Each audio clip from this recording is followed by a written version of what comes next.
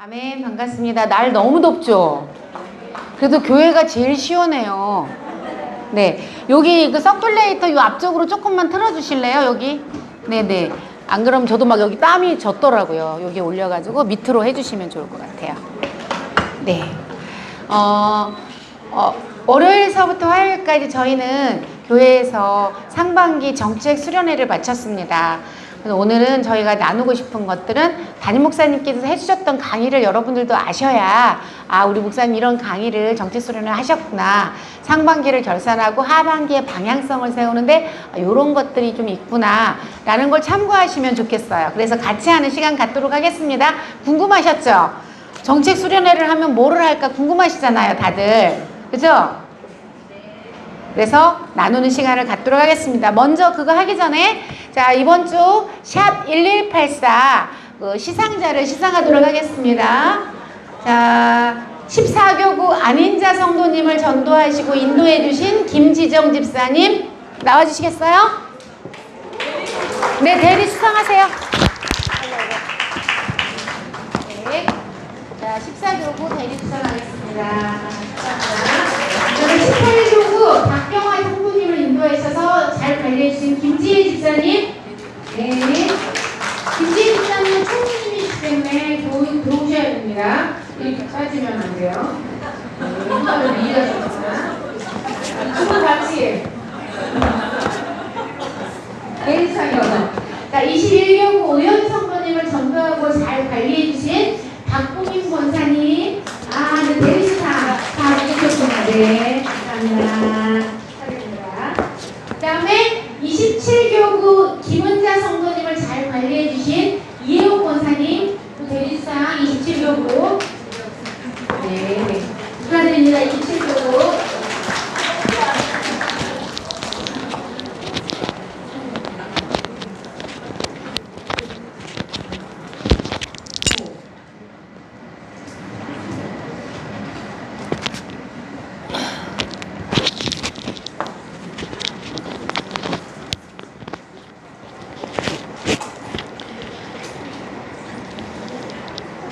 네, 축하드립니다. 제가 말씀드렸다시피 샵 1184를 통해서 우리 성도님들이 8주 동안 그 대예배, 그러니까 주일 낮 예배를 다 이렇게 나오기는 진짜 힘든 일이긴 해요. 세 가족이 전도돼서 8주간. 근데 안 되지는 않잖아요. 이런 분들이 계세요. 너무 힘들어요. 이런 분들도 계시고, 한 번은 수요 예배 오시기도 하시고, 저녁 예배 오시기도 하시고, 그런 분들은 사실은 되게 아까운 아차상은 많아요. 그럼에도 불구하고 우리가 기본적으로 주일 설교, 낮 설교, 그 주일 성수가 기본이기 때문에 이렇게 진행하고 있습니다.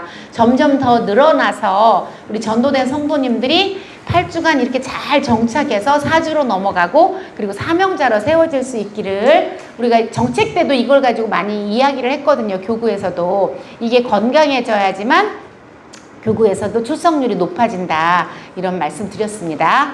자, 이번에는 담임 목사님께서 우리 이제 교육자 정책 수련회 시작하는데 강의를 성공하는 리더의 3가지 습관에 대해서 말씀을 해주셨어요. 이제 여기 나오시면 보시겠지만, 회사이든 어떤 교회이든 간에 어떤 리더가 성공을 하는가에 대해서 이제 알아봤는데, 이런 것을 쓴 책이 있는데, 박용우 대표가 쓴 관점을 디자인하라라는 책에 나오는 내용을 보면, 첫 번째가 뭐냐면 말버릇이라고 그래요. 그러니까 언어는 되게 중요하잖아요. 목사님도 이제 언어가 각인력이 있고 견인력이 있다, 이런 얘기를 했어요. 이거 뭐예요? 언어가 그 사람에게 박힌다는 거죠. 그리고 그 언어가 그리고 어떻게 돼? 그 사람을 이끌어가는 걸 얘기해요. 그래서 우리 자녀들에게 우리 목사님이 무슨 얘기를 하셨냐면, 저는 목사님이 어렸을 때 어머니가 맨날 코를 맨날 줄줄 흘리니까 흥해 이래가지고, 흥해라 이놈아 이래가지고 내가 흥했다, 이렇게 이제 조크를 하셨잖아요. 그러니까 또 그리고 우리 애들을 막 이렇게 혼내고 싶을 때도 여러분, 말이 되게 중요하기 때문에 말의 그 각인력을 여러분들이 생각하신다면, 야, 이 대통령 될 놈아 이놈아, 이렇게 욕하는 지혜, 이렇게 나라를 그냥 들썩들썩 할 정도로 훌륭하게 될 놈아 이놈아, 이렇게. 근데 실제로 자녀들이 굉장히 상처받고 위축되고 그다음에 열등감을 느끼는 이유가 어렸을 적부터 듣고 자란 심지어는 부모가 자기를 저주하는 말. 너 같은 거는 이 세상에서 나오지 말았어야 해. 내지는 너는 너를 낳고 내가 너무 힘든 인생을 살아서 너 때문에 내가 이렇게 힘들었어. 이렇게 하는 말들이 많았다 그래요. 그것 때문에 평생을 그 말에 끌려가는 거죠. 내가 뭔가를 잘하고 싶을 때도 그 상처가 떠올라서 난 내가 이 세상에 나오지 말았어야 될 사람이 내가 나왔어. 나는 엄마를 힘들게 해. 내가 하는 모든 것들을 이런 것들이 위축되다 보니까 언어는 너무 중요하다라고 얘기했는데 이 박용우 교수님도 이 말버릇이 되게 중요하다라고 얘기했어요. 예전에 제가 강의할 때 무슨 얘기를 했어요? 사익감을 고를 때 뭘 봐야 된다 그랬어요? 다정하게 말하는 그 말 습관, 이 말버릇. 그러니까 말을 다정하게 할 줄 아는 사람을 고르라. 그가 가지고 있는 능력이라든가 내지는 그가 가지고 있는 어떤 그 부라든가 이런 것보다는 그러니까 다정한 성격의 사람들은 다정하게 말할 수밖에 없고 따뜻한 말을 할 수 있는 사람이 되게 중요하다. 그러니까 우리의 자녀들이 우리 딸들이 있다면 사위를 고를 때는 또 내 아들을 키울 때도 다정한 내 딸을 키울 때도 남편들도 상처받는 게 밥을 안 차려줘서 우리 목사님은 지난번에 나는 잘못된 결혼을 했다 하지만 그 각자 자기와 소통하지 못하고 자기 세계를 공감해주지 못하는 그 와이프, 굉장히 단순한 삶을 사는 그 짜증 많은 그 와이프 때문에 상처받는다는데 결국은 뭐 때문에 상처받냐면 남자들도요 언어 때문에 상처받아요. 말버릇 때문에.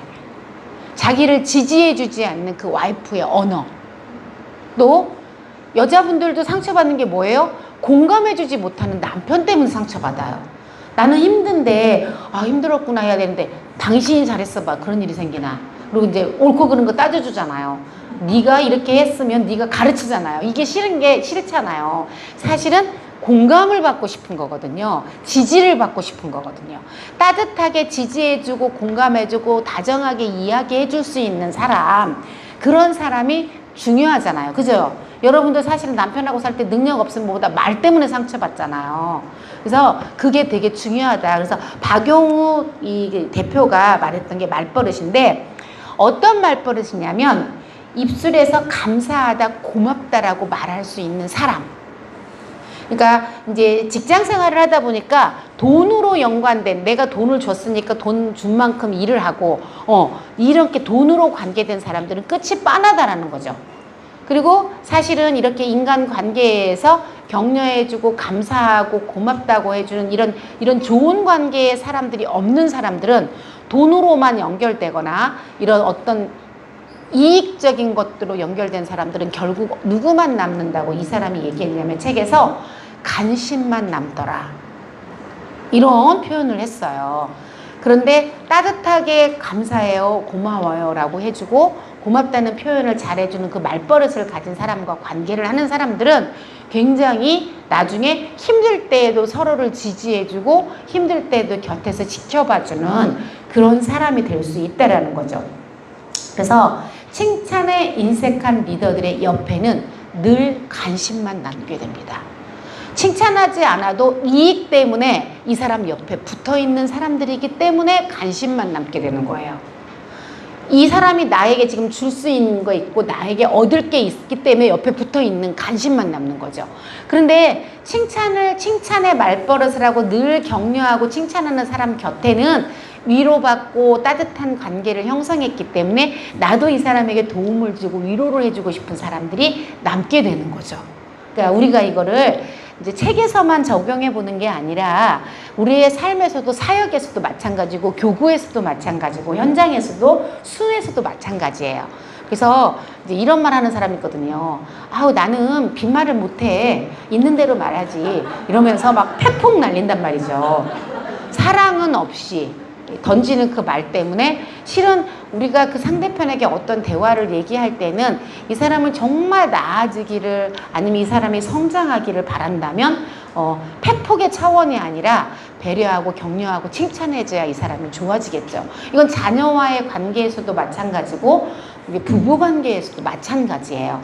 격려와 칭찬을 많이 하는 그런 부부들은 진짜 이게 이제 다툼이 좀 적죠. 어느 이게 강의를 하는 여자 선생님이 나와서 이제 짤에 뜬 걸 봤는데 이런 관계, 부부 관계에 대한 강의를 하는 분이에요. 자기가 남편하고 싸움을 할까요, 안 할까요? 라고 물어보는데 이게 상대편이 안 해요, 막 이러더라고요. 왜냐면 이런 강의를 하고 너무 잘하니까. 근데 사실은 자기는 안 하는 게 맞대요. 근데 정말 자기 남편이 그렇게 좋아서 이 좋은 관계를 제가 안 싸울까요? 라고 질문을 했어요. 근데 이제 이거 방법을 잘하니까 네 그랬더니 아니요, 죽이고 싶어요. 이제 강의하는 분이 그런 얘기를 했어요. 자기도 똑같지만 이미 방법을 알아서 내 말로 그렇게 해봤자 서로가 상처를 받고 끝으로 가는 길은 뻔하다는 걸 이미 너무 잘 알기 때문에 마음속에서 설사 그럴지라도 그것을 전환을 시켜서 칭찬과 격려를 다시 하는 그런 사람, 그 방법을 자기는 이미 알고 그런 강의를 하는 사람이기 때문에 입 밖으로 내놓지 않는데요. 그래서 남편하고는 싸움을 전혀 하지 않는데요. 그런 얘기를 했거든요. 그러니까 그만큼 말버릇이 너무나 중요하다는 것이죠. 그래서 돈이 없어도 유지가 되고 도움의 관계가 될 수 있는 것은 이게 서로 간에 감사를 표현하고 고맙다고 말해주는 그런 관계, 칭찬이 입에서 떠나지 않는. 그래서 상사에게는 이익이 있으니까 나에게 도움을 주는 사람에게 입에 혀처럼 굴지만 나중에 무슨 일이 생기면 정말 칼처럼 돌아서 버리는 그런 간신과 같은 이익에 따르는 그런 관계가 아니라 정말 사랑하고 섬기는 관계가 될 수 있도록 우리는 해야 되는 거죠. 우리도 이제 사실은 우리 그리스도 안에서는 실은 이익을 따질 일이 없어요. 우리 모두 다 영혼 때문에 만나는 것이기 때문에. 그러니까 이런 관계는 드물겠지만 그럼에도 불구하고 우리의 입술에서 늘 칭찬과 감사를 표현할 수 있는 관계가 돼줄 때에 우리 이제 새가족들도 내 순원들도 내가 만나는 같이 동역하는 우리 성도들끼리도 늘 칭찬하는 그런 관계가 될 수 있을 것 같아요. 그래야지 서로가 이제 정과 성으로 대하는 관계가 된다, 이런 얘기를 했어요. 정성으로 대하는 관계. 그냥 형식적인 사역 때문에, 일 때문에 대하는 관계가 아니라 서로의 마음과 이 모든 것을 다해서 관계할 수 있는 그런 관계가 된다, 이제 그렇게 얘기했죠. 군주론을 썼던 마키아벨리도 겸손은 강한 자의 특권이라는 얘기를 했는데, 그 얘기는 뭐냐면 겸손한 사람만이 겸손하게 되니까 상대에 대해서 배려하고 감사할 수 있다는 거죠. 교만하면 상대편에 대해서 내가 다 우선이에요. 내 중심이고 내가 잘해서 그래. 그러면 상대편에 대한 감사가 사라져버리게 돼요. 근데 진짜 겸손한 사람은 상대에 대해서 감사할 수 있게 되죠.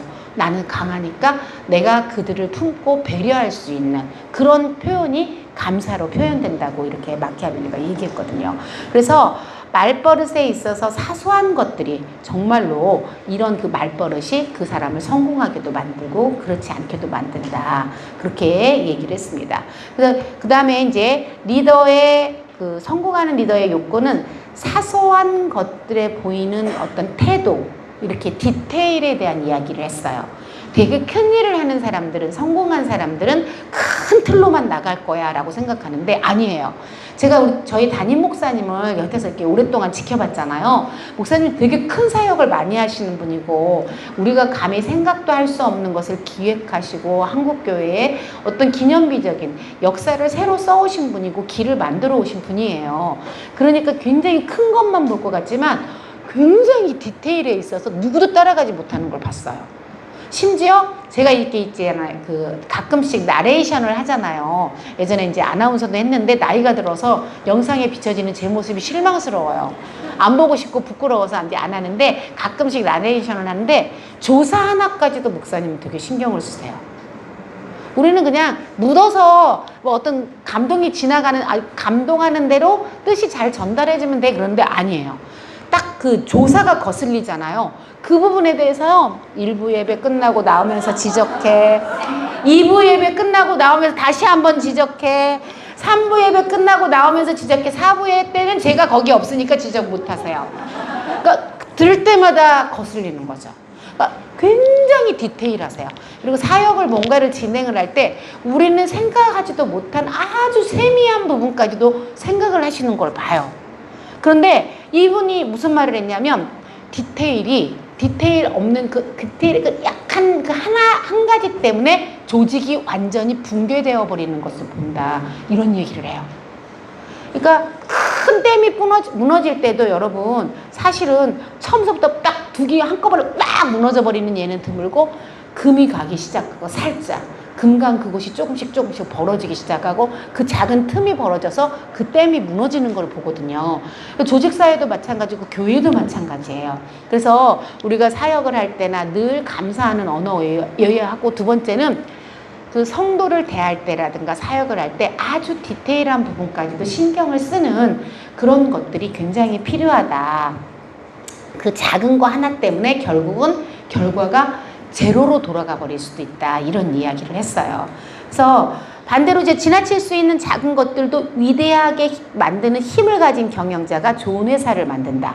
사람들은 되게 무시하고 지나갔어요.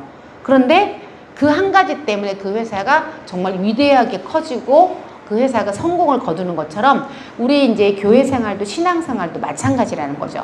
그러니까 우리도 성도들에게 얼마나 감사하고 있는지, 얼마나 세밀하게 디테일한 부분까지도 신경 쓰고 있는지 그런 부분을 신경 써야 된다라고 얘기를 하시면서 무슨 얘기를 하셨냐면 이제 그 반말하는 거에 대해서 얘기를 하셨어요. 제가 지난 주일에 우리 목사님이 전화를 하셨는데 탈의실에서 이게 막 너무 우리 탈의실에서 이제 잠깐 휴식 시간에 옷 갈아입고 뭐 먹고 하니까 얼마나 시끄러운지 몰라요. 여자가 한 두세 명만 모여도 시끄러운데 거기에 20명 넘게 막 시끄럽게 떠들고 있다고 생각해 보세요. 각자 이야기하는데 막 무슨 소리를 하는지 모르는데 목사님 전화를 하셔갖고 막 한쪽에서 네 그랬는데 거기 성수연 집사님이 있으면 전화를 너무 안 받는다고 좀 가까이 보이면 좀 불러달라는 거예요. 목사님이 성수연 집사님 아무리 전화를 해도 안 받는데 그래가지고 성수연이 저쪽에 있는데 막 집사님들 좀 막 떠들고 있잖아요. 그래서 제가 뭐라고 했냐면 성수연! 이랬거든요. 성수연! 왜 목사님 전화 안 받아? 막 이랬다. 그랬더니 성수연 집사가 막 달려와서 제 전화를 받았거든요. 이 소리를 들으셨거든요. 그래서 우리 목사님이 이경희 전도사가 반말한다. 이런 얘기하면서 성수연 전화 받아! 이랬다고 얘기를 하시더라고요. 나중에는 뭐 얼마나 친하면 성수연 전화 받아! 이렇게 했겠냐고 말씀을 위로는 해주셨지만 그래서 제가 이제 강의하러 나가서 반말하는 여러분 안녕. 제가 이러면서 인사했죠. 반말하는 전도사 이경희 전도사예요. 이러면서 얘기를 했거든요. 이제 그런 부분까지도 목사님은 어떤 말씀을 하시는 거냐면 그렇게까지도 세밀하게 아무리 가까워도 이제 존중해주고 존댓말해주고 배려해주고 이런 그런 마음 씀씀이가 필요하다. 그런 디테일한 것까지도 신경 써라. 이런 말씀을 하시고자 저를 예화로 들어서 설명을 하셨습니다. 그래서 제가 여러분들께 이제 진중하게 이제 존댓말을 쓰면서 이렇게 하려고 해요. 그런데 이제 어느 분이 예전에 집사님 어땠어요? 그랬더니 전도사님 무슨 일 있으세요? 왜 거리를 두세요? 저한테 이제 제가 집사님 어땠어? 막 이랬다가 갑자기 집사님 어떻게 하시고요? 막 이랬더니 전사님 저 왜 거리 두시는 거예요? 제가 뭐 서운하게 해드렸어요? 막 이러기도 했거든요. 제가 존댓말 써도 여러분들이 서운해서 그런 거 아니고 예 제가 담임 목사님 말씀에 순종하느라고 그러는 거다 이렇게 생각하시면 될 것 같아요. 그래서 이렇게 그런 것까지도 그러니까 목사님이 이제 그 디테일한 걸 말씀하시느라고 교구 안에 성도님들 아무리 친한 성도여도 서로를 배려해주고 존중해주는 그런 디테일한 것까지도 신경 써주는 그런 배려가 필요하다. 이런 걸 말씀하시기 위해서 그 예를 들으셨습니다. 자, 그래서 제가 느꼈던 게 있어요. 옆자리에 있는 성도님들, 우리 이제 교역자들 칭찬하는 시간을 갖도록 하자. 이렇게 얘기해서 옆자리에 앉은 분들하고 칭찬의 시간을 했는데 저희도 이제 팀장들이 앉았거든요. 멀뚱멀뚱 쳐다만 보고 있는 거예요. 그래서 뭐라고 하는지 알아요? 겨우 한다는 말이 그동안 수고하셨습니다. 그리고 칭찬하라고 그러니까 아무 소리도 안 하는 거예요. 다들. 그만큼 칭찬이 익숙하지 않은 거죠.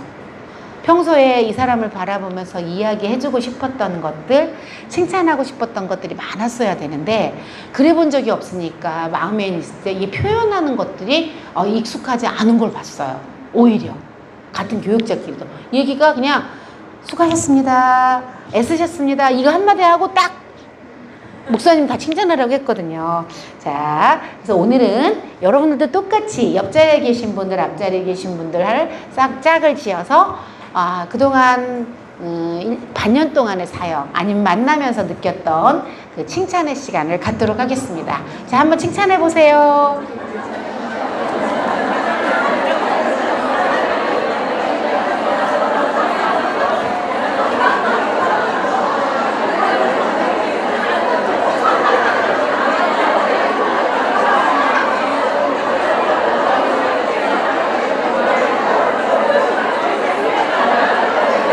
여기 우리 남자 집사님들도 두 분이서 칭찬하세요.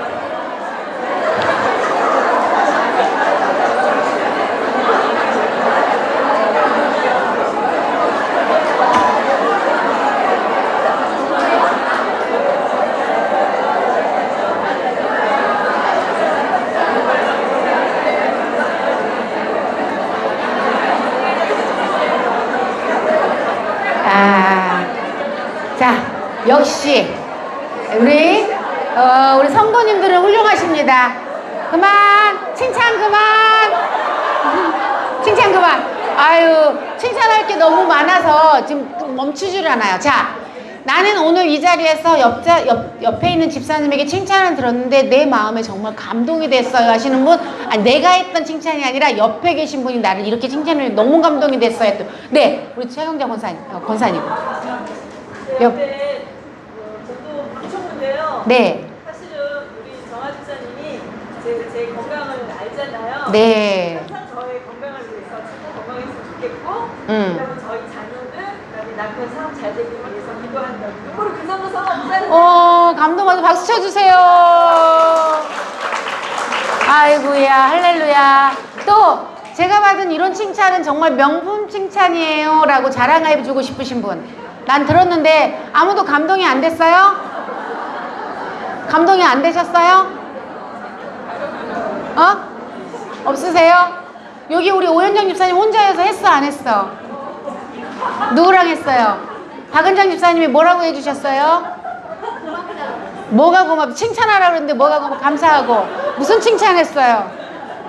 잘 지내? 너 고마워. 칭찬 안 했네. 그냥 너 고마워, 잘 지내. 너 그냥 잘 지내. 이랬네. 네. 우리 그 오현정 집사님은 제가 칭찬하는 거는 너무 말을 들으면 우리 마음이 이렇게 솜사탕처럼 녹을 수 있는 목소리와 애교가 있어요. 공감하시죠? 진짜 명품 칭찬은 없는 걸 얘기하는 게 아니라 그 사람이 가지고 있는 것을 정말 칭찬해 줄 때 빛을 발하는 거거든요. 근데 우리 오현정 집사님은 항상 같이 대화를 하면 그래서 우리 마음이 약간 솜사탕처럼 되게 만드는 힘이 있어요. 이게 대화할 때도 막 사근사근 하거든요. 눈빛도 막 이렇게 하면서 어디 가서 전도하고 성도들을 케어할 때도 되게 좋은 장점일 것 같아요. 그러니까 많은 사람을 만나면, 왜냐면 오현정 집사님을 만나는 사람들은 저처럼 그렇게 마음이 솜사탕처럼 녹을 것 같아.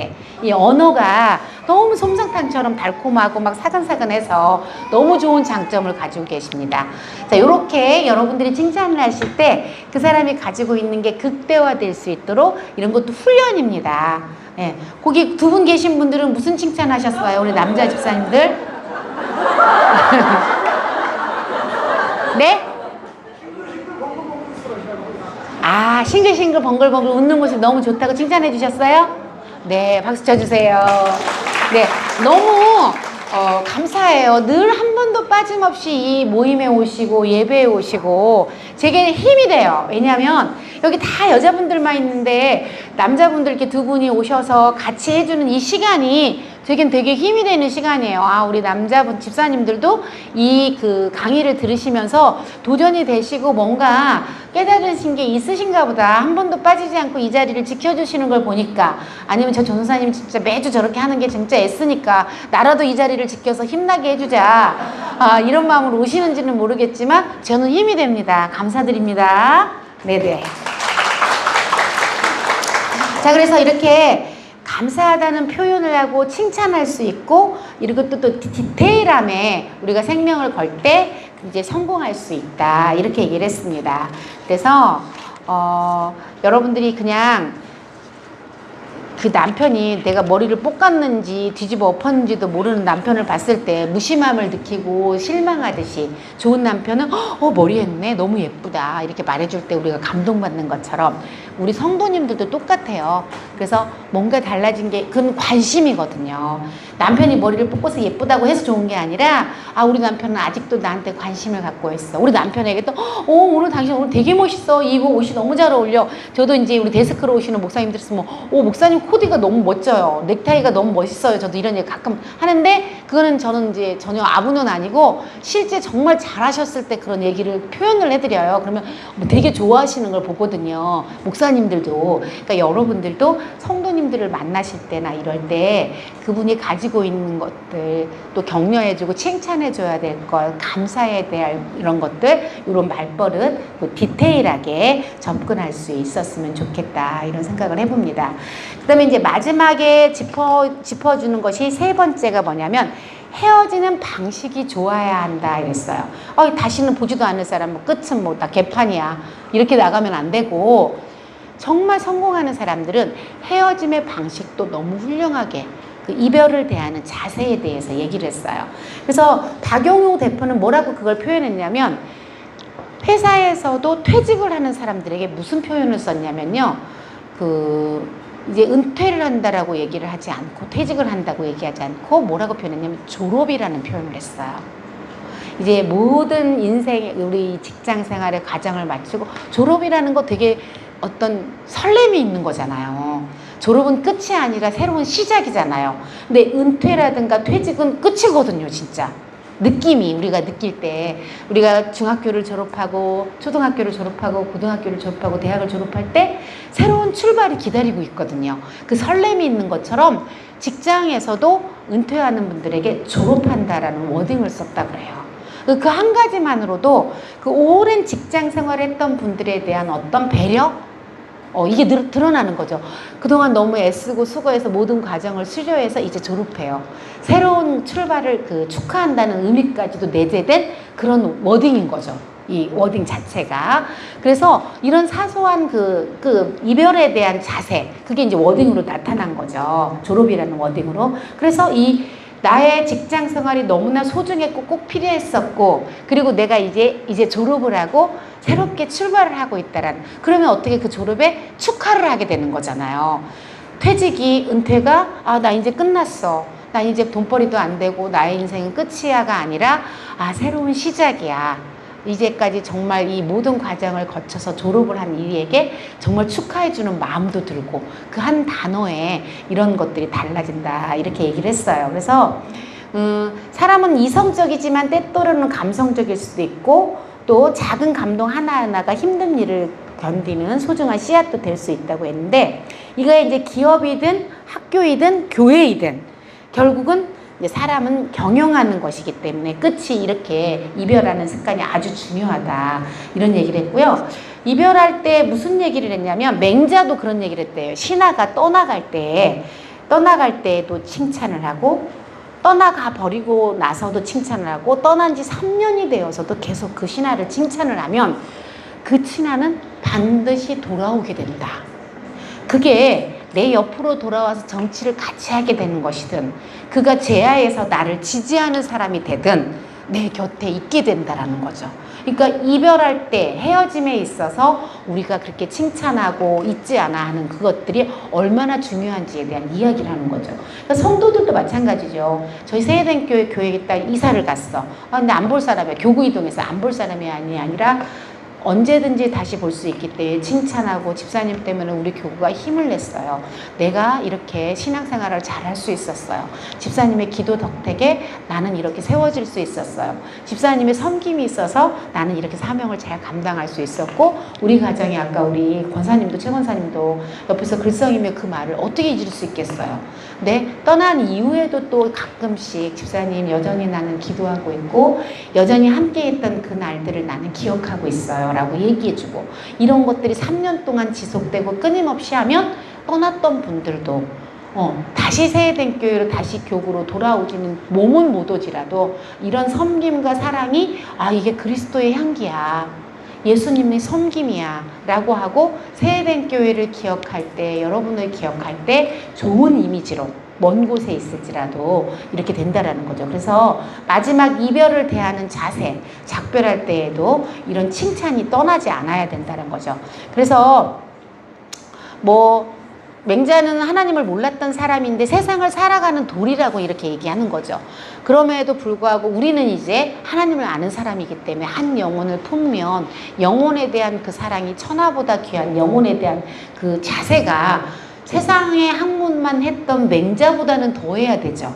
그죠? 그러니까 3년을 칭찬을 했다고 했는데 우리는 내가 품었던 영혼들을 평생 품고 가는 거잖아요. 근데 그건 진짜 맞는 것 같아요. 제가 세해된 교회에서 처음 양육했던 분들을 저는 지금도 기억하고 뒷꼭지를 보면서 아, 집사님 잘 세워졌구나. 지나갈 때 집사님 손 한번 흔들어주고 또 그분들은 못 느끼지만 늘 눈에 보여요. 늘 눈에 보이고 지나가는 모습, 신앙생활 잘하고 있는 것 같다. 얼굴이 좀 어둡네. 무슨 문제가 있나. 이렇게 하나님이 붙여주신 영혼이기 때문에 그런 것 같아요. 우리가 자녀가 멀리 떨어져 있다고 해서 자녀를 잃어버리지 않는 것처럼, 그쵸? 멀리 있어도 우리 자녀를 늘 기억하잖아요. 그런 것처럼 우리 이제 성도에 대한 것들은 우리 맹자는 3년을 얘기했지만 평생 하나님이 내게 붙여진 영혼으로 기억하고 기도하게 하는 그런 관계. 그게 이제 우리 그리스도 안의 관계인 것 같아요. 그래서 여러분, 이제 우리는 하나님의 은혜 가운데서 최선을 다해서 칭찬해야 합니다. 열과 성을 다해서 칭찬해야 하고 격려해야 하고. 근데 여러분들은 그런 책도 있었잖아요. 칭찬은 고래도 춤추게 하고 누구도 나무에 올라가게 한다 이런 얘기도 있었잖아요. 그러니까 그만큼 칭찬하고 격려하는 것들로 우리에게 시너지를 주고 힘있게 우리 교구가 이번에 이제 교육자 정책 우리 수련회를 하는데 실은 취약했고 조금 저조했던 교구도 있었어요, 여러분. 그런데 저는 나무라지 않았습니다. 우리 담임 목사님조차도 이 강의를 끝나고 하면서 이 전사님, 이경인 전사님 너무 잡지 말아주세요 라고 하고 가셨고, 저도 이번에는 그냥 모두 다 열심히 해서 여기까지 달려왔던 것을 알기 때문에, 그리고 본인들도 자료 보면 다 알아요.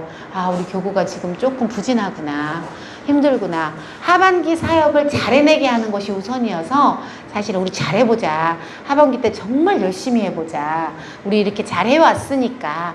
그래도 저는 평가하기를 우리 사역이 2025년도 전반기 사역이 절반의 성공은 했다 이렇게 평가를 했어요. 왜냐하면 코로나 이전보다 출석을 많이 하는 교구가 7개 교구나 됐어요.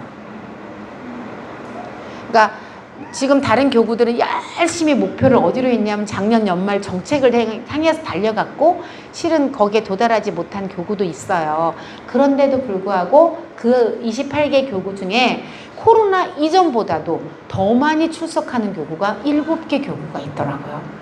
너무 훌륭하시죠. 제가 이제 잘한 교구들은 일일이 교구마다 호명을 하면서 칭찬을 해드렸고, 또 작년 연말보다 또 이렇게 떨어진 교구들도 있지만 그 교구 중에서도 이미 코로나 전보다 회복된 교구가 그 교구 안에서도 있더라고요. 그러니까 그런 의미로 본다면 이제 코로나 시기에 너무 열정적으로 달려왔기 때문에 이미 그 교구는 코로나 이전으로 복귀가 돼 있어서 더 많이 출석한 교구인데, 지금 작년 연말 때 막 정말 열심히 해서 아직 거기 도달하지 못했을 뿐이지 그런 교구도 있었고, 예전 코로나 이전보다도 떨어졌는데 또 작년 연말보다 떨어진 교구도 있었고 여러 모양이 있었습니다. 그러나 모두 다 그걸 봤기 때문에 열심히 하자라고 말씀드렸고, 제가 여러분들에게 말씀드렸던 것처럼 우리가 목표했던 하반기에 그런 목표가 13% 성장이 달성이 되면 여러분 이 과도하게 주어진 전도의 그 목표를 줄일 생각이에요.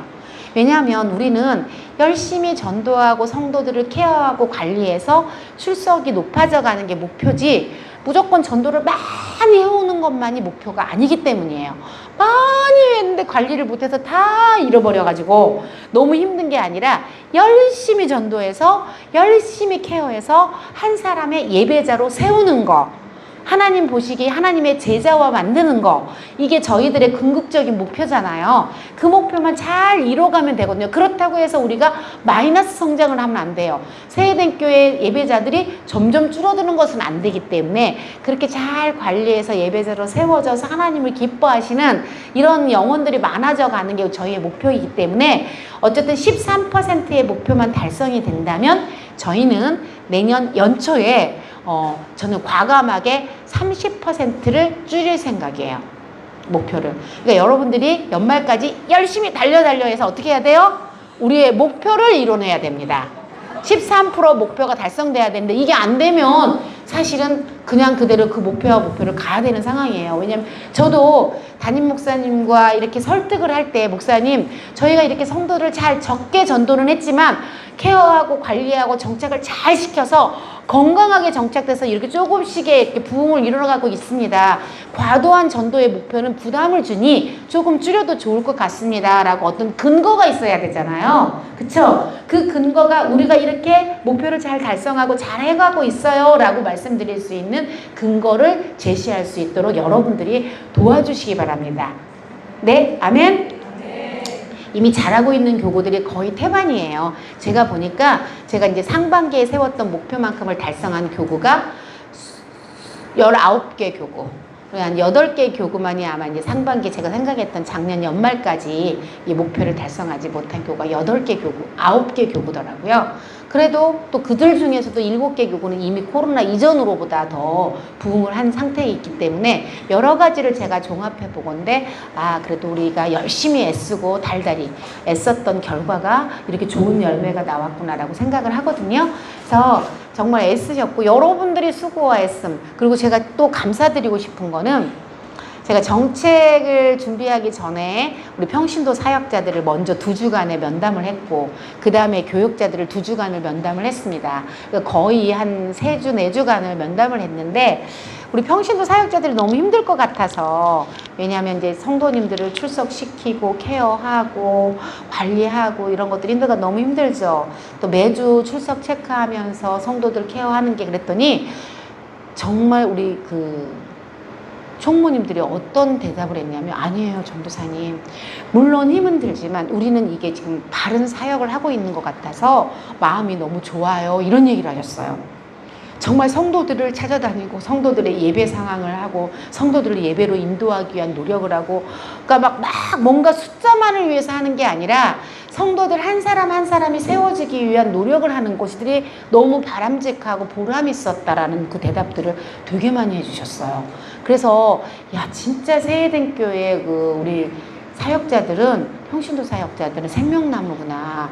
목사님의 말씀을 통한 그 열매가 너무나 대단하다, 이런 생각을 제가 했거든요. 그래서 여러분들이 그렇게 느낀 결과가 사실은 이렇게 매월 사실은 막 바닥을 쳐버리고 막 올라가고 정책대에 막 동원하기 위해서 막 끌고 오고 이게 아니라 매달 꾸준하게 성도들을 케어하고 섬겨주면서 예배의 자리를 이끌어주는 그 노력들이 이 그래프가 달라요. 예전 같으면 확 쳤다가 정책 때 확 이거든요. 대개 그래프가 이제 물론 12월, 1월, 2월 때는 대신방 때문에 딱 밑으로 내려가지만 그 다음부터는 바로 올라와서 이렇게 찬찬 이렇게 건강한 그래프를 형성하더라고요. 그래서 내년도에는 12월, 1, 2월에 대한 어떤 대책을 세우면 이렇게 바닥을 친 상태에서 끌어올리느라고 힘을 소진하고 3개월의 시간을 주고 나서 나중에 끌어내려면 되게 힘들잖아요. 안 왔던 분들도 3개월이나 안 나오려면 힘들거든요. 근데 이런 일이 없도록 이제 이 12월과 1, 2월에 대한 어떤 대책을 마련하면 되겠다라는 생각을 제가 좀 했거든요. 그러면 꾸준하게 이렇게 조금씩 오르막을 그리는 아주 건강한 그래프가 될 것 같더라고요. 예전에는 막 이렇게 됐다가 이렇게 됐다 이렇게 됐거든요. 이 사이에 사라져버렸던 분은 일회성이 돼버릴 수밖에 없었고, 그래서 나오시던 분들은 꾸준하게 나오실 수 있도록 하면서 이 상향 그래프를 그릴 수 있도록 하는 그렇게 성도 케어를 해야 되겠다라는 마음도 들었고, 본인들도 이 그래프를 보면서 분석을 아주 잘 하시더라고요. 그래서 정말 기도를 하고 이 사역에 대해서 고민하고 하지 않으면 이런 분석을 할 수 없을 텐데, 저는 면담 들어오는 총무님들의 그 분석 자료와 또 대안이라든가 또 기도 제목들을 보면서 정말 감동받았어요. 야, 이렇게 평신도 사역자가 살아있으니까 교구가 살아날 수밖에 없고, 교구가 힘을 얻고 우리 교회가 점점점 건강해지고, 실제로 이제 가장 좋았던 게 뭐냐면 A급 성도가 굉장히 많이 늘었어요, 여러분.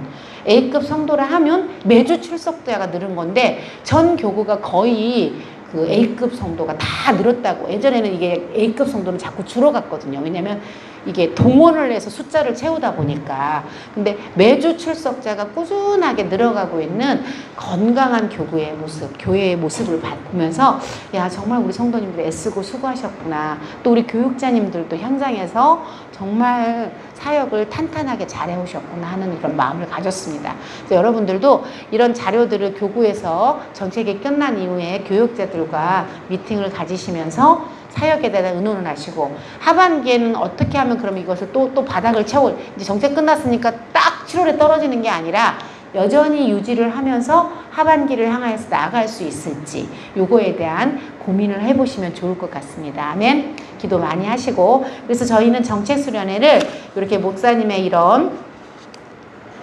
강의를 시작으로 해서 진행했고, 아주 분석도 구체적으로 잘하고 우리 전사님들과 목사님들도 굉장히 그 고민을 하셨습니다.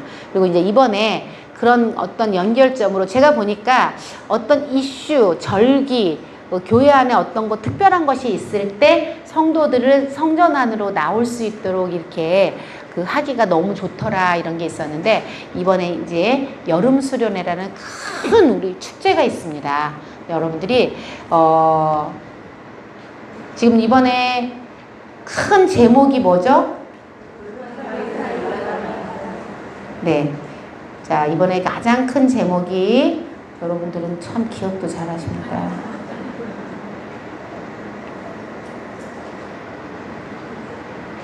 자, 블루타이드 올라타기죠? 블루타이드 올라타기. 자, 그러면 블루타이드에 대해서 아시는 분 한번 손 한번 들어보세요. 목사님 막 기대하라고 제목만 들어도 되게 흥분되지 않냐고 물어보는데, 아시는 분, 블루타이드를 모르시겠죠?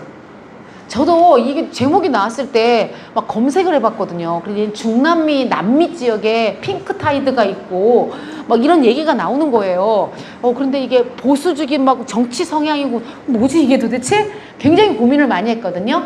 근데 여러분들에게 제가 이제 목사님이 준비하고 계시는, 우리가 블루타이드에 올라타기인데 도대체 블루타이드가 뭔지 알아야 올라탈 거 아니에요. 그죠? 근데 이제 블랙타이드라는 게 있습니다, 여러분.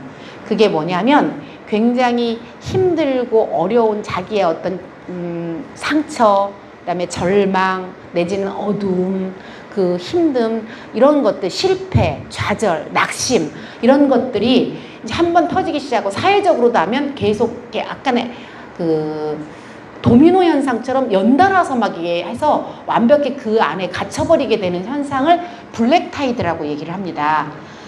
그런데 이제 이게 신조어기 때문에 블루타이드라는 게 없어요. 담임 목사님이 이 블랙타이드에 반하여서 블루타이드라는 긍정 이미지, 이를테면 블랙타이드가 선악과라면 이제 블루타이드는 생명나무인 거예요. 그래서 우리 사회 현상 중에 블랙타이드가 있는데, 낙심하고 좌절하고 상처받고 뭔가 안 풀리고 힘들고 어렵고 막 이런 모든 문제가 있다면 그거를 이기고 극복해내는 것들이 블루타이드라 해서 신조어를 목사님께서 만드셨고, 우리가 그렇게 성공하고 힘있게 모든 것들이 이겨내고 극복하고 희망차고 이런 것들을 블루타이드라 이렇게 얘기를 해서 블루타이드 올라타기인데, 이번 말라기서 말씀에 있는 이제 우리 성도들이 갖고 있는 그 힘듦, 어려움, 이제 대표적인 게 이를테면 뭐 애정 결핍으로 나타나는 현상, 분노 조절 장애,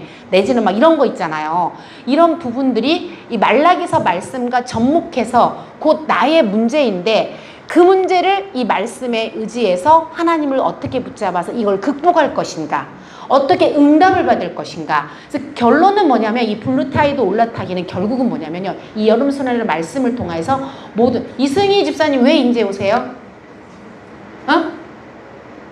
지금 끝날 시간인데 지금 인제 오는 이유가 뭐예요? 일어나서 얘기해 보세요. 왜 인제 오는데? 이유가 있을 거 아니에요. 간사님인데. 이유 없어요? 이 끝나고 얘기해 주세요. 제가 공지까지 했거든요. 간사님들은 빨리 늦지 않도록 참석하라고. 이거 습관입니다. 이제 이유는 항상 있어요. 그럼에도 불구하고 간사님들도 여러분들도 이 자리에 와야 된다는 생각 때문에 온 거거든요. 먼저 이 자리를. 그게 간사부터 돼야 내 팀원들도 나의 식구들도 이 자리로 올 수가 있어요. 이거는 제가 평계원에 있는 간사들은 의무적이라고 얘기했고 모든 거에 우선된다라고 얘기를 했습니다. 훈련돼야 될 것이기 때문에. 그래서 제가 지금 이름을 불렀습니다. 이승희 집사님, 다음부터는 간사님 일찍 와서 자리를 차지해 주시고 내 팀원들도 같이 오시기 바랍니다. 네. 자, 그래서 이번에 여름 수련회가 저는 진짜 우리 목사님께서 이제 기대해라 막 이렇게 말씀하시는 이유가 뭐냐면 우리 가정 안에 문제와 낙심과 해결되지 못한 것들이 없는 가정이 없어요, 사실은. 그런데 이게 다 블랙타이드란 말이죠. 이 블랙타이드에서 블루타이드로 완전히 올라탈 수 있는 게 이 말라기서 말씀을 통해서 목사님께서 답을 주시겠다는 거예요. 이게 얼마나 기대해야 되고 우리 가정의 문제를 해결받을 수 있는, 응답을 받을 수 있는 기회가 될 수 있을지, 여러분들 가정에 아니면 내 순식구 가정에, 내가 전도한 새 가족의 가정에 그 문제를 해결받을 수 있는 길이 이번 여름 수련회 그 정답이 있을 것이고, 은혜를 받으면 우리는 블루타이드에 올라탈 수 있게 됩니다. 그러면 저절로 그것이 응답이 될 것이고 기적이 될 것이고 역사가 쏟아지는 그런 여름 수련회가 될 수 있을 것이기 때문에 목사님은 이제 이 말씀을 준비하시면서 어느 정도로 이게 이 마음에 와닿았는지 그 말라기서 말씀을 정말 집중적으로 연구하시면서 목사님이 하나님이 주시는 감동이 너무 커서 바닥에 무릎을 꿇으셨대요. 지금 목사님이 약간 불편하시죠? 그 이유가 뭐냐면 목사님이 지금 무릎 꿇으면 안 되는 상황이잖아요. 실은 발뒤꿈치면. 그런데도 하나님이 주시는 감동이 너무 커서 무릎을 꿇었는데 잠깐의 무릎 꿇음 때문에 발가락이 염증이 생겨버리셨잖아요. 얼마나 무릎을 꿇고 주신 감동이 좋아서 기도를 했는데 기도를 그렇게 반복적으로 말씀을 준비하실 때마다 하다 보니까 그게 쌓여서 발가락에 염증이 생겨서 약을 드셨다 이렇게 얘기를 하셨잖아요. 그리고 이제 기도를 우리가 해야 되는 이유가 목사님이 지금 이제 허리가 약간 부족한데 목사님 가정이 약간 허리가 약하셔요. 엄마도 어머니도 그러셨고 형님들도 그러고 형님도 허리 수술을 여러 번 하고 한 형님은 경직성 척추염 때문에 약간 허리가 완전 굽어버리고 형님 한 분은 그래서 가정에서 내려오는 건데 목사님만 예외셨는데 이제 발뒤꿈치 그것 때문에 목사님 못 움직이셨잖아요. 그러니까 몇 년 전인가 뭐 9년 전인가 7년 전인가 우리 성수연 집사님네 정영주 집사님 21세기 가서 촬영을 해보니까 척추 협착이 돼 있더래요, 목사님이. 그래서 그때 당시에 우리 정영주 집사님이 척추 협착이 돼 있지만 목사님 아직은 증세가 이제 목사님이 많이 활동을 하시고 막 산에를 다니시고 그러니까 코어가 강하니까 코어 때문에 이제 이 협착이 유지가 그래도 완전히 이렇게 붙지 않은 거죠. 그래서 척추에 병이 있는 사람들은 사실은 코어 근육을 강화하는 수밖에 없어요. 디스크가 터져 있다거나 아니면 뭐 추간판 탈출증이 있다거나 이런 사람들은 답은 무조건 코어를 강화시키는 거거든요. 근데 우리 목사님이 산에도 잘 다니시고 운동을 했을 때니까 이게 협착이 돼 있음에도 불구하고 별 문제가 없었거든요. 근데 지금 발뒤꿈치 때문에 못 움직인 기간이 지금 몇 개월이 돼버렸잖아요. 그러다 보니까 이 협착의 증세가 나타나기 시작한 거예요. 그래서 목사님이 좀 이상하셨잖아요. 이게 자세도 너무 허리가 통증 때문에 아파서 그러신 거예요. 그 협착의 통증이 와서. 그래서 이제 이것이 회복될 수 있도록 이제 기도 여러분들 해주시고 목사님도 이제 아셨으니까 코 강화 훈련을 하시겠죠. 이 통증이 좀 사라지면 약을 지금 드시고 계시니까 기도가 필요합니다. 그런데 이런 모든 것들이 온 게 뭐냐면 제일 안 좋은 게 쪼그려 앉는 거 막 무릎 꿇고 이런 게 안 좋은데 우리 목사님이 지금 이 말씀이 하나님 주신 감동이 너무 크니까 바닥에 무릎을 꿇고 계속 기도를 하신 거예요. 그 증세 때문에 지금 발가락이며 허리며 이런 문제들이 지금 나타나기 시작한 거죠. 그리고 지금 이제 타고 계시는 차가 너무 열악해가지고 오래돼가지고 앉아있으면서 목사님 계속 말씀 준비를 하시잖아요. 차에서도 막 쓰시고 이게 이제 자세가 이 자세가 제일 중요한데 차를 타고서 움직이면서 이게 이런 것들을 하시는 것들이 지금 말씀을 준비하시다가 나타나는 이런 현상들이거든요. 그러니까 우리가 목사님을 위해서 기도해 주시고 얼마나 하나님이 주시는 감동이 컸으면 목사님 그냥 의자에서 기도하시지 왜 또 바닥으로 근데 그거를 그렇게 하지 않고는 못 견딜 감동이 왔대요. 그래서 바닥에 무릎을 꿇으셨다고 얘기를 하시더라고요. 근데 목사님 또 기본적으로 당뇨가 있으시기 때문에 바닥에 무릎을 꿇으면 이게 이 신체가 오랫동안 혈액순환이 안 되면 안 되거든요. 우리 말다 저도 당뇨가 있어서 알거든요. 그런 자세를 하면 굉장히 안 좋은 게. 근데 그거를 못 이기신 거죠. 하나님의 감동을. 그렇게 준비된 말씀이 지금 블루타이드 올라타기예요.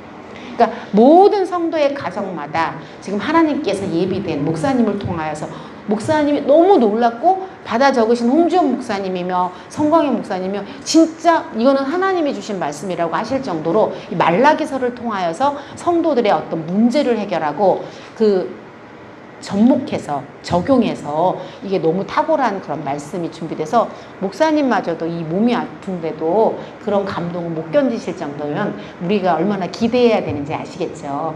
여러분들도 기도 많이 하시기 바랍니다. 저희도 그래서 이런 부분을 알아서 우리 성도님들이 얼마만큼 많이 여기에 참석해서 응답을 받기를 가장 기도하는 제목들이 우리 성도들이 문제를 해결받고 응답을 받고 기적을 경험하고 하나님의 살아계심을 그렇게 간증할 수 있는 가정들이 되기를 원하는 게 저희 교육자들과 목사님의 기도 제목이거든요. 그게 곧 하나님께 영광 돌리는 삶이기 때문에 그래요. 이번 여름 수련회에 여러분들도 여러분들의 수몬들도 또 내가 전도한 분들도 내가 지금 케어하고 계신 분들도 양육하시는 분들도 다 동참하여서 이런 은혜를 누릴 수 있도록 그렇게 하시기 바랍니다. 그리고 또 한 가지 좋은 소식이 있습니다. 이번에 일단 첫 시간에 와서 말씀을 들어보면 이제 빠지지 않을 거잖아요. 그리고 목사님들도 여러분들의 의견을 충분히 수렴해서 지금 오전 뭐 이렇게 안 해요. 왜냐면 휴가를 여기 안 하고 싶어 하는 여러분들의 강렬한 의지를 느꼈거든요. 저도 목사님께 말씀드렸거든요. 우리 성도들이 여름 수련회에 휴가를 쓰고 싶어 하지 않아요. 만약에 이제 3박 4일 동안에 아침, 저녁으로 새벽 집회서부터 이렇게 진행을 해버리면 직장 다니시는 분들은 참석을 못하고 휴가를 얘기 못하기 때문에 아마도 지금 교회 성전에서 하기 원하는 이유는 목사님, 이제 휴가는 휴가대로 쓰고 싶어 하는 이 성도들의 간절함이 있는 것 같아요. 그랬더니 목사님이 그걸 오케이 했어요. 알았다. 그래서 지금 저녁 예배 때만 진행을 해요. 저녁으로만 8시에. 그러니까 직장에 다니시는 모든 분들도 다 참석할 수 있어요. 그래서 이제 일정을 알려드립니다. 우리 이제 평계원은 평신도 사역자들이기 때문에 교구 안에 이런 것들을 많이 홍보를 하고 해야 되기 때문에 주일 저녁부터 시작합니다. 그리고 월요일 저녁, 화요일 저녁, 수요일 저녁, 수요일 오전은 없습니다. 왜냐하면 참석 못하는 남편분들을 배려해서 그다음에 목요일 저녁, 금요일 저녁, 그리고 토요일은 없습니다. 주일날 낮 예배와 저녁 예배까지 해서 8강입니다. 여러분들이 새벽 예배도 특별하게 따로 진행하지 않아요. 그냥 일반적인 새벽 예배를 하기 때문에 이 저녁 집회에만 8번 참석하시면 됩니다. 아셨죠? 그리고 첫 번째 날 저녁 예배 때 시작하는 때 어떤 이벤트가 있냐면 경품을 추첨을 할 건데 누가 가장 유익이냐면요.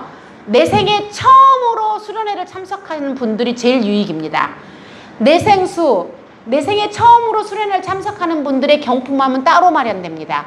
이분들끼리 경쟁이기 때문에 몇 명 안 되는 사람의 추첨권을 근데 동일하게 여기 한 명 뽑고 여기 한 명 뽑고 여기 한 명 뽑기 때문에 사실은 여기는 숫자가 적은 데서 그래서 처음으로 수련회를 참석하시는 분들 기회를 많이 줄 것이고 두 번째는 누가 들어가냐면 사주관리 안에 있는 성도들은 두 번째 칸에 넣습니다. 여기도 숫자가 적기 때문에 혜택이 있겠죠. 여기는 기존 성도 모든 성도가 다 집어넣습니다. 그러니까 이제 그만큼 뭐예요?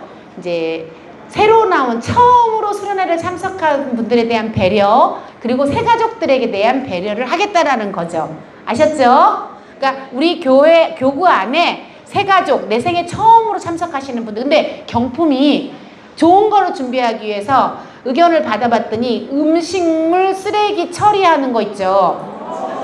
그거를 이야기를 하시더라고요. 그거에서부터 서큘레이터라든가 그래서 우리 가정에 지금 꼭 필요하고 갖고 싶었는데 못 가졌던 것들을 경품으로 할 생각입니다.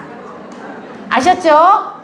그러니까 우리 교구안에 있는 내 생에 처음으로 수련회를 참석하시는 분들과 사주관리안에 있는 분들과 기존도 오세요. 그리고 여기도 뽑기는 할 거니까. 자, 그리고 수련회를 하기 전에 이제 교구에서 아마 경지들이 다 나갈 텐데 말라기서 쓰기가 있습니다. 그래서 지난번 우리 요나서 쓰기처럼 말라기서 쓰기를 다 한 필사를 한 분과 그리고 전참을 하신 분들이 스티커를 붙이잖아요. 이분들은 끝나는 마지막 날 경품 추천을 할 수 있는 자격을 줍니다. 근데 전참을 안 하신 분 내지는 말라기서 필사를 안 한 분들은 요 함에 없겠죠. 그분들만의 경쟁이기 때문에 숫자가 줄어서 거기도 역시나 그래서 이번에는 좀 재미있게 우리 성도님들도 물론 이 시원한 공간에서 재밌긴 하지만 은혜도 받지만 좋은 시간도 갖고 재미있는 시간도 갖기 위해서 노력을 하기 위해서 이런 이벤트 또 다른 이벤트도 많이 있으니까 교구에서 다 들으시기 바랍니다.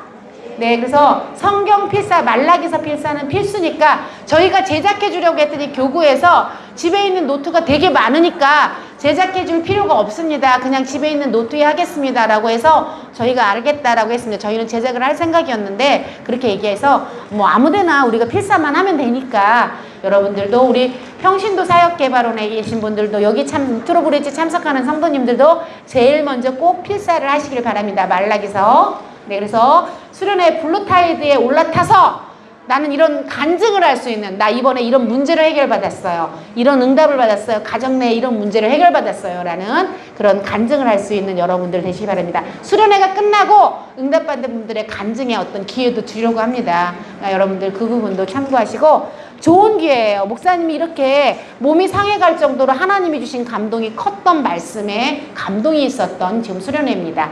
여러분들 그 부분 참고하시고 많은 분들에게 얘기해 주셨으면 좋겠습니다. 그리고 야 나는 안혜성 집사님 몰랐는데 우리 안혜성 집사님이 그 화장수 만들기의 어떤 자격증을 갖고 계셔서 교구 안에서 진짜 귀하게 강사로 쓰이셨대요. 우리 이제 황윤미 집사님은 독서클럽도 되게 잘하시는데 우리 이제 뉴트로브릿지가 끝나고 어느 짬이 될 때 우리 지금 로드십 생명나무 끝나면 7월쯤 되면 끝날 것 같아요. 그 다음에 이제 진행될 때 우리 안혜성 집사님과 함께하는 화장수 만들기도 저희도 한번 해보고 그다음에 황윤미 집사님은 자녀들의 독서클럽 책을 어떻게 읽을 건지 우리는 배워서 우리 순원들에게 또 그 다음에 우리 교구 안에 전달해 줄 수 있는 그런 시간도 한번 제가 또 마련해 보려고 합니다. 우리 평계원도 그러니까 아시고 그렇게 참고해 주셨으면 좋겠습니다. 여러분 많이 홍보해 주시고 여름 수련회 응답받는 여러분들 블루타이드의 주인공이 되세요. 네, 올라탄 제일 앞에 올라탄 여러분들이 주인공 되시기 바랍니다. 아멘. 기도하겠습니다. 하나님 감사합니다. 정말 세상에서도 성공하기 위해서는 늘 칭찬하는 말버릇과 감사하는 말버릇 그리고 조그마한 디테일도 놓치지 않는 그런 세심함 그리고 정말 이별할 때까지도 마지막을 잘 배려하는 그런 배려의 마음이 필요하다고 했습니다. 그러니 우리 하나님께서 귀하게 여기시는 영혼 그리고 천하보다 귀한 영혼을 대할 때 우리의 마음가짐은 더한 마음이어야 되겠지요. 주님 우리에게 예수님의 언어를 허락하여 주시옵소서. 예수님의 말버릇을 허락하여 주시옵소서. 또 예수님의 세심한 디테일이 우리에게 있게 하여 주시옵소서. 그리고 예수님은 평생 정말 놓지 않으시는 한 번 우리 안에 내주하시면 떠나지 아니하시는 예수님의 성품이 우리 안에 있게 하여 주시옵소서. 그런 마음으로 성도들을 섬기고 사명을 감당하고 나의 자리를 지킬 수 있는 사명자들이 되게 하여 주시옵소서. 그리고 이번 여름 수련회 정말 블루타이드에 가장 먼저 올라타서 모범이 되고 모델이 되고 샘플링이 될 수 있는 그런 축복의 주인공들이 될 수 있도록 축복하여 주시옵소서.